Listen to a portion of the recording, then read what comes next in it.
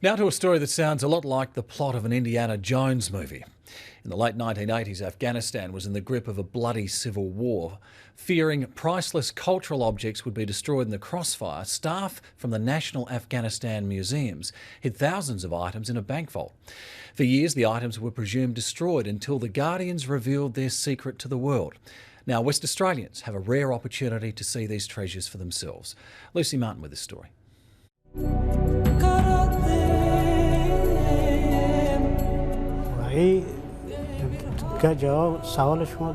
Our history and our culture, everything was with these treasures, and we all put our lives at risk to keep them.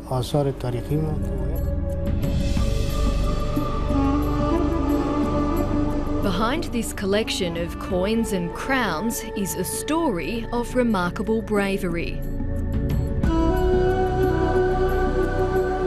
Would we make those sacrifices and be prepared to be so brave in the face of threat for our own cultural heritage? You hope you'd say yes, but it's still an act of bravery.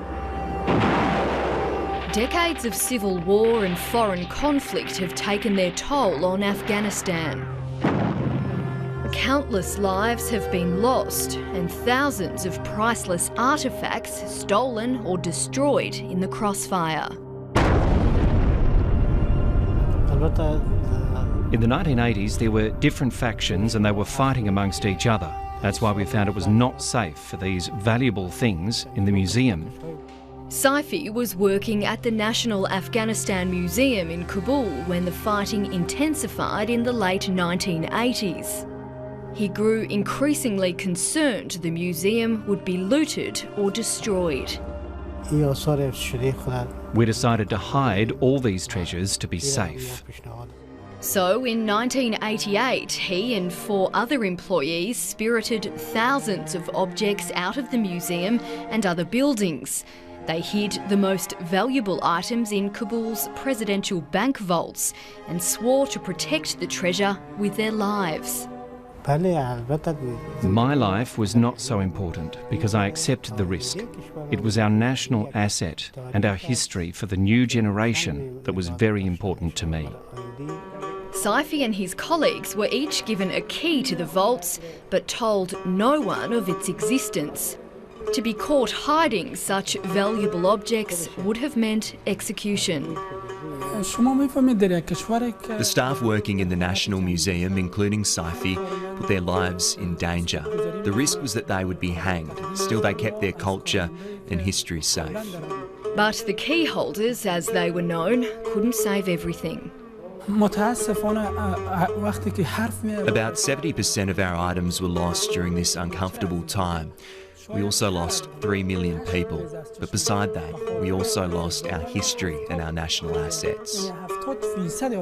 Thousands of items were looted from the museum in the early 1990s. The remaining objects were all but destroyed when the Taliban bombed the building in 1993. For 16 years, it was assumed the hidden treasure had also been destroyed, until 2004, when the key holders somewhat reluctantly revealed their secret to the world.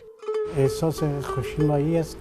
was not an appropriate time to reveal the secret because it was not a settled government, but it happened, and I was happy the world knew we are a country with a lot of heritage and history.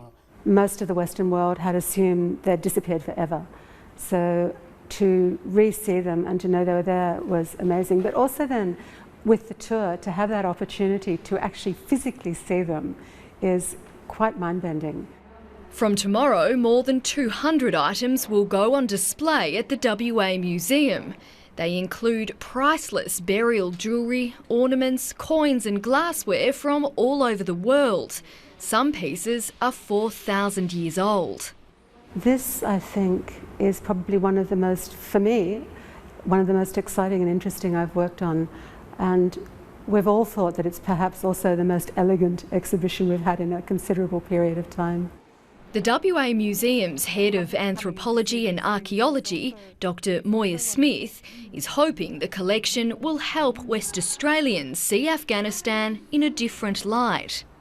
I think we've all talked before about that dreadful feeling that all you think about Afghanistan is war, but to see these, it's to put Afghanistan in an entirely different context and to realise there's this wealth of cultural heritage that underpins the things that people still do, still value.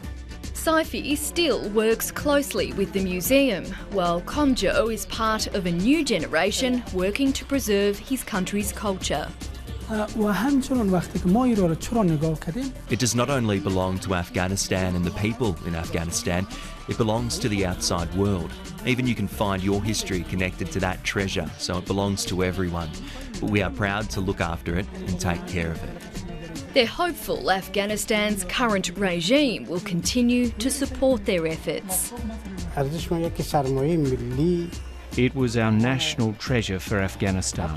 It's our history, it's our background, and now the world knows us through this history.